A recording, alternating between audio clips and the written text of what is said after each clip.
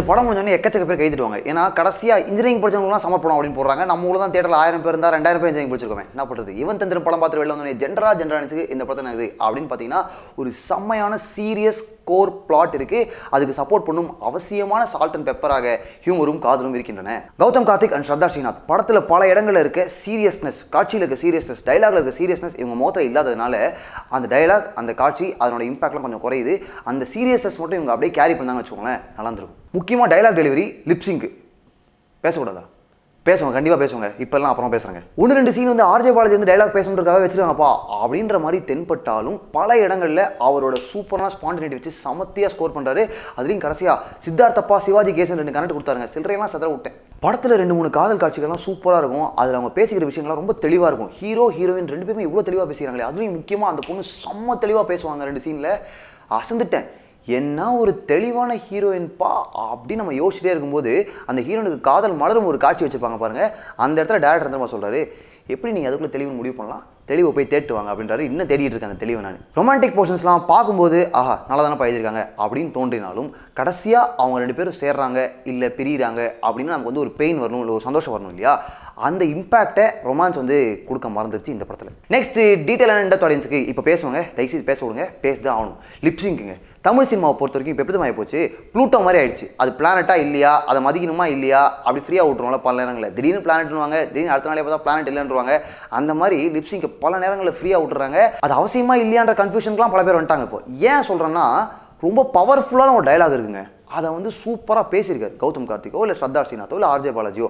அந்த இடத்துல லிப்சிங் இல்லைன்னு வச்சுக்கோங்களேன், போயிடுது. அதோட இம்பாக்ட் அப்படியே போயிடுது. வருத்தமாக இருக்குது. வாக்கே வாரண்டி அப்படின்னு வர ஜாலி பாட்டாக இருக்கட்டும், வாழ்க்கையே நீதாமா அப்படின்னு சொன்ன பிறகு வர காதல் பாட்டாக இருக்கட்டும், எந்த பாட்டாக இருந்தாலும் இந்த படத்தை பொறுத்த வரைக்கும் படம்னா பாட்டு வைக்கணும் இல்லையா, அதுக்காக வச்ச மாதிரி தான் இருக்குது.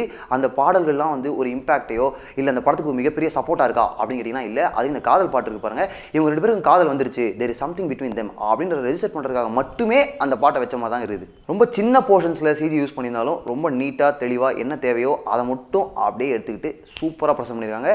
Good utilization of CG work. என்னதான் வந்து டேரக்டர் ஒரு சூப்பரான விஷயத்தை கையில் எடுத்துக்கிட்டு ஹியூமர், ரொமான்ஸ் எல்லாத்தையும் சேர்த்து 3த்தையும் கையில் வச்சு பேலன்ஸ் பண்ண ட்ரை பண்ணியிருந்தாலும் ஸ்க்ரீன் பிளேயில், பெர்ஃபார்மன்ஸில் அதுலலாம் இந்த கதையில் இருந்த இன்டென்சிட்டி, அவர் கன்வே பண்ணணும்னு நினச்ச விஷயத்தில் இருந்த இன்டென்சிட்டியும் சீரியஸ்னஸும் அங்கங்கே குறைஞ்சிட்டதுனால இந்த படத்தில் அவங்க என்ன சொல்ல வந்தாங்களோ அது கம்ப்ளீட்டாக கன்வே ஆச்சா, இன்ஜினியரிங் மாணவர்களோட அடங்காத ஆதங்கமும் வலியும் அதுதான் கன்வே ஆச்சா, அதை எடுத்து தான் நம்ம தேட்டரை விட்டு வெளில வந்தோமா அப்படின்னு கேட்டிங்கன்னா அது வந்து கொஞ்சம் கம்மி தான். On the whole Yuvan Thandhiran is a very very decent attempt. நீங்கள் என்ன பண்ணுறீங்க அப்படின்னா யுவன் தந்திரன் படத்தை போய் தேட்டரில் பாருங்கள். பார்த்துட்டு வந்து கமெண்ட்ஸில் உங்களோட கருத்துக்கெல்லாம் பதிவு பண்ணுங்கள். என்னெல்லாம் பிடிச்சது, என்னெல்லாம் பிடிக்கலன்ற கமெண்ட்டில் பதிவு பண்ணுங்கள். அதே மாதிரி www.bns.com போய்ட்டு பப்ளிக் ரிவ்யூ போர்டு அந்த லிங்க் வந்து டிஸ்கிரிப்ஷன்லேயே இருக்குது. அதை கிளிக் பண்ணி உங்களோட ஃபேவரட் படங்களுக்கு நீங்களே ரேட்டிங்ஸ் கொடுக்கலாம். நம்மளோட AAA மூவி ரிவ்யூ கீழே நிக்சன் கரெக்ட் அப்படின்றது ஒரே ஒரு வார்த்தையை மட்டும் கமெண்ட்டில் பதிவு பண்ணியிருந்தாங்க. நிக்சன் என்ன கரெக்ட், அவ்வளோ நேரம் பேசுனது இல்லையா, அது எது கரெக்டு, நம்ம ரிவ்யூ கரெக்டாக இல்லை AAA படம் கரெக்டாக, உங்களுக்கு என்ன பிடிச்சிருந்தது என்ன பிடிக்கல அதெல்லாம் கமெண்ட்டில் பதிவு பண்ணிங்கன்னா தான் ஒரு டிஸ்கஷன் வளரும், ஒரு டிஸ்கஷன் மலரும். ஓகே, செந்தில்வேல் கார்த்திக் வந்து நம்மளோட AAA ரிவ்யூ சுத்தமாக பிடிக்கவே இல்லை, செம்மையாக திட்டிருந்தாரு. ஒரு படத்தை நல்லா இல்லைன்னு சொல்லுங்கள், அப்போ தான் வந்து அதோட மேக்கர்ஸுக்கு வந்து அது போய் சேரும், டிசப்பாயிண்டட் அப்படின்னு சொல்லியிருந்தாரு. மிஸ்டர் செந்தில்வேல் கார்த்திக், உங்களோட கேள்வி, கோபம் எல்லாமே நியாயமானது தான், கரெக்டு தான். நீங்கள் என்ன பண்ணுறீங்கன்னா நம்மளோட AAA ரிவ்யூவை ஒன் மோர் டைம் உங்களுக்கு டைம் இருந்தால் பாருங்கள். அதில் சரியான இன்டென்ஷன்ஸோட பல விஷயங்களை கன்வே பண்ணியிருக்கோம்.